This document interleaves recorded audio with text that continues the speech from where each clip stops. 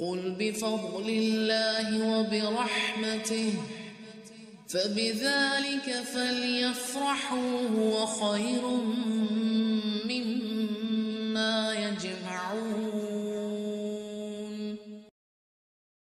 اللہ تعالیٰ وہی ہے جس نے تمہیں کمزوری کی حالت میں پیدا کیا، پھر اس کمزوری کے بعد توانائی دی، پھر اس توانائی کے بعد کمزوری اور بڑھاپا دیا۔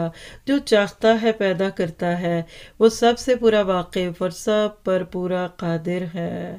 وَهُوَ الْعَلِيمُ الْقَدِيرُ۔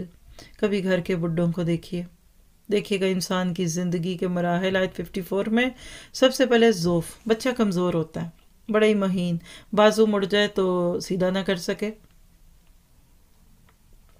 کتنی ضرورت ہوتی ہے بچے کو ماں کی، سوتے میں اگر بازو نیچے آ گئی تو کیا ہوگا۔ اس کے بعد قوت آتی ہے، جوانی، اس کو شاب کہتے ہیں۔ بندہ سمجھتا میرے جیسا کوئی ہے ہی نہیں، پہلی باری جوانی آئی اور آئی بھی بڑی جھوم کے، اور اس کے بعد دوفم و شیبہ، کمزوریاں اور بڑھاپے۔ کبھی باتھ روم تک جانے والوں کو دیکھا کرے کیسے پاؤں رینگ رینگ کر جاتے ہیں، کوئی ہاتھ نہ پکڑے تو جا نہیں سکتے، بیٹھ نہیں سکتے۔ کبھی یہ بھی جوان تھے، کبھی یہ بھی قوت والے تھے۔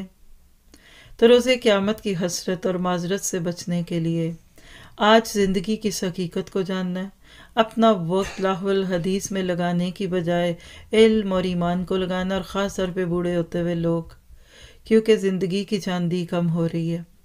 بعض لوگ بوڑھے ہونے کے باوجود بھی لاہو الحدیث نہیں چھوڑتے، بلکہ لوگ بھی کہتے ہیں اچھا ان کو لگا دو ٹی وی، بیٹھ کے فلمیں دیکھتے رہے، گانے سنتے رہے۔